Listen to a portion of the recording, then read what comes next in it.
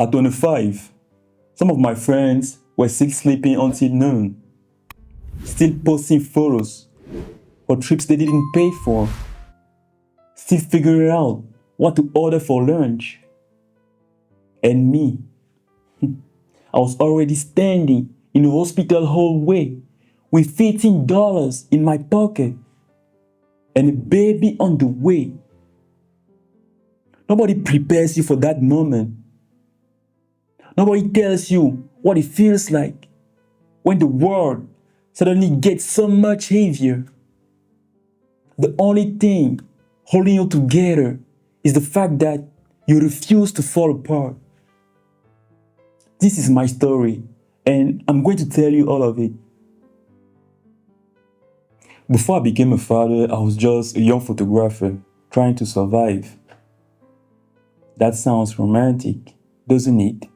A young photographer. People imagine that word and they picture Paris rooftops, beautiful women in golden light, magazine covers. The reality was carrying 40 kilograms of equipment on a Tuesday in August. So it's working through my shirt because I had a wedding 2 hours away and the client had already called twice to tell me not to be late. The reality was editing photos until 3 a.m. for a client who had paid 60 days later, if they paid at all. The reality was checking my phone 50 times a day, not for messages from friends, but for inquiries, for someone, anyone, to ask me to photograph something, anything. I was not building a portfolio. I was just surviving. And nobody around me really understood that. My family was proud, but confused. When are you getting a real job? My uncle would ask me every Sunday dinner. I had smiled and changed the subject. My friends were moving up in the world. Stable salaries, apartments, weekends at the beach. I was moving sideways, hustling, chasing, grinding, and pretending I had it under control. But I didn't. I didn't have it under control.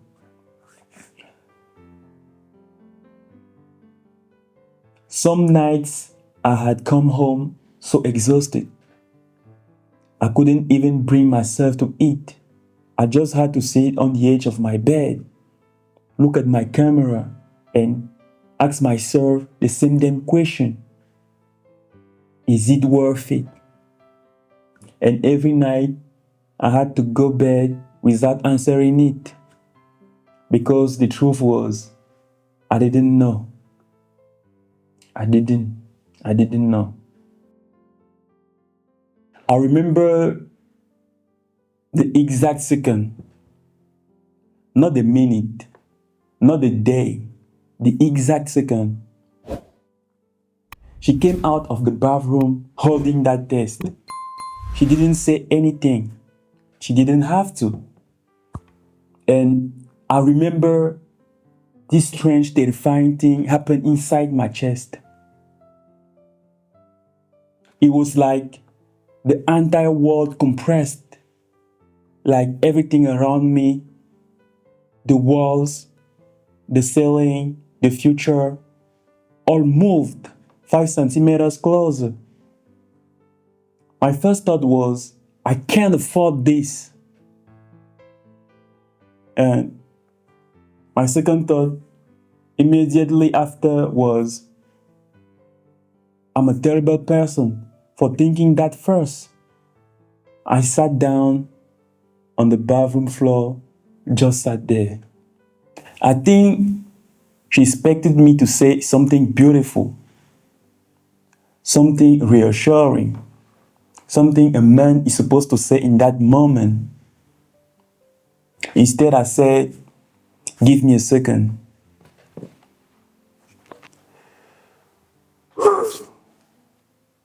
I just breathed because the fear wasn't about the baby. The fear was about me, about who I was, about whether I was enough, whether I had enough, whether I was enough. 25 years old, no stable income, no savings, no plan, and now a life, an actual life depending on me. The weight of that doesn't come all at once. It comes slowly, like water filling a room, quietly, and then all at once. People talk about the beautiful parts of fatherhood, the first smile, the tiny fingers, the way they look at you like you are the entire universe. And those things are real. I want you to know those things are devastatingly real. But there's another side nobody posts about. They are the nights you skip dinner, not because you forgot, but because there is only enough for her and the baby, and you have already decided that's fine. That's fine. You are fine. They are the clients who ghost you after the shoot, and you spend 2 weeks chasing an invoice while the rent countdown ticks in the back of your mind like a metronome. There are the mornings you wake up at 5 a.m. after 2 hours of sleep, hold your baby while she is screaming, and you realize you have a wedding to shoot in 4 hours, and your eyes feel like sandpaper and your hands are shaking, and you go. Because what's the alternative? I started taking every job I could. Corporate events, school portraits, birthday parties for strangers, work I didn't love, work I barely tolerated